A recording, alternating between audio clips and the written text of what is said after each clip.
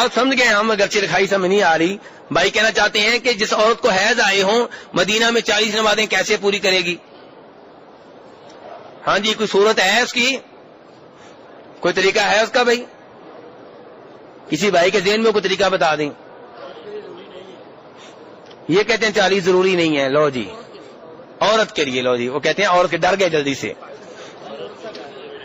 میرے بھائی پہلی بات تو یہ ہے کہ کسی قابل اعتماد عالم دین نے یہ نہیں کہا کہ مدینہ میں 40 نمازیں ضروری ہیں. ضروری کا لفظ کسی قابل اعتماد عالم دین نے استعمال نہیں کیا. بلکہ تھوڑا سا پیچھے چلے جائیں.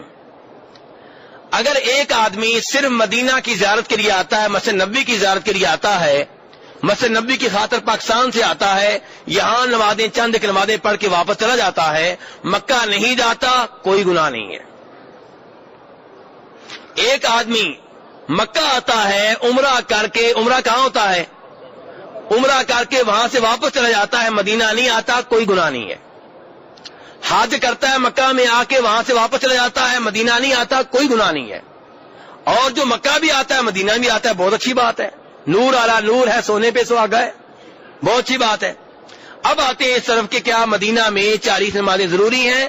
میں گزارش کر رہا ہوں، کسی قابل اعتماد عالم دین نے کبھی بھی نہیں کہا کہ مدینہ میں 40 نمازیں ضروری ہیں.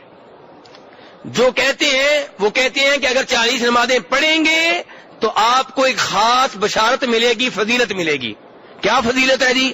کہتے ہیں فضیلت یہ ملے گی کہ ایک روایت میں آتا ہے کہ جو مسجد نبوی میں 40 نمازیں پڑھتا ہے باقاعدگی کے ساتھ، تکبیر اولیٰ کے ساتھ، تو اس کو 2 خوشخبریاں ملتی ہیں، 2 فضیلتیں ملتی ہیں. نمبر 1 کہ لکھ دیا جاتا ہے کہ یہ منافق نہیں ہے.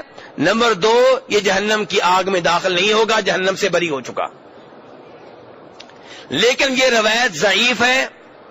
اس کی نسبت رسول اکرم صلی اللہ علیہ وسلم کی طرف کرنا ثابت نہیں ہے. اس کے روایت کرنے والوں میں ایک آدمی ہے جس کا نام ہے نبیت بن عمر. یہ نامعلوم ہے، اس کے قوائف کا پتہ نہیں چل سکا. اس لیے ایسی روایت، ایسی حدیث جس کو اللہ کے رسول علیہ الصلوۃ والسلام کی طرف منسوب کرنے والا نامعلوم ہو، وہ خود مشکوک ہو جایا کرتی ہے. اس لیے یہ روایت جو ہے ضعیف ہے اور اس کی نسبت آپ کی طرف درست نہیں ہے. اس کی جگہ پہ صحیح حدیث سے بتا دیتا ہوں آپ کو. یہ حدیث بھی میں نے ضعیف کہی ہے نا، یہ کس کتاب میں آتی ہے؟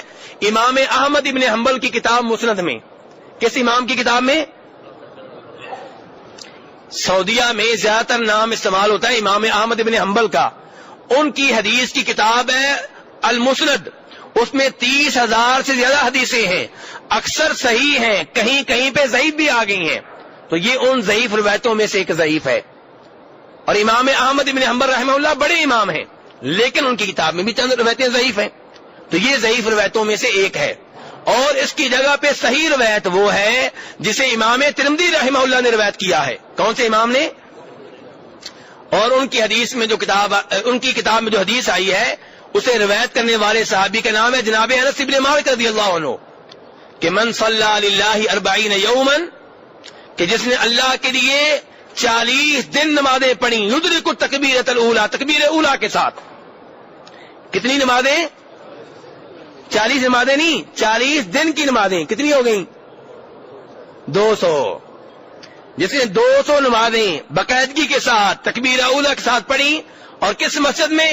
حدیث میں یہ نہیں آیا کوئی بھی مسجد ہو، مسجد نبوی ہو، مکہ کی مسجد ہو، پاکستان کی ہو، انڈیا کی ہو، کوئی بھی مسجد ہو، جس نے 200 نمازیں تکبیر اولیٰ کے ساتھ پڑھی، تکبیر اولیٰ فوت نہ ہو، فرمایا اس کو 2 خوشخبریاں ملتی ہیں. نمبر 1 کہ وہ جہنم کی آگ سے بری ہے، نمبر 2 وہ منافق نہیں ہے. تو یہ ہے صحیح حدیث میں بھائیو. اس لیے مسجد نبوی میں آپ نمازیں پڑھیں 40، 50، 100، 200 جتنی پڑھیں گے اتنی بہتر ہے. ہم تو کہتے ہیں 40 نہیں، آپ 400 پڑھیں، 4000 پڑھیں، لیکن 40 کا مسئلہ جو ہے کسی صحیح حدیث سے ثابت نہیں ہے. آپ 40 بھی پڑھ سکتے ہیں، 45 بھی پڑھ سکتے ہیں، 35 بھی پڑھ سکتے ہیں، 30 بھی پڑھ سکتے ہیں. تو جس ماں بہن کو حیض آئے ہوں، مسجد نبوی میں نہ آ سکے، پریشان ہونے کی ضرورت نہیں ہے. یہ حیض کس کی طرف سے ہے؟ ہاں تو اس لیے پریشان ہونے کی ضرورت نہیں ہے.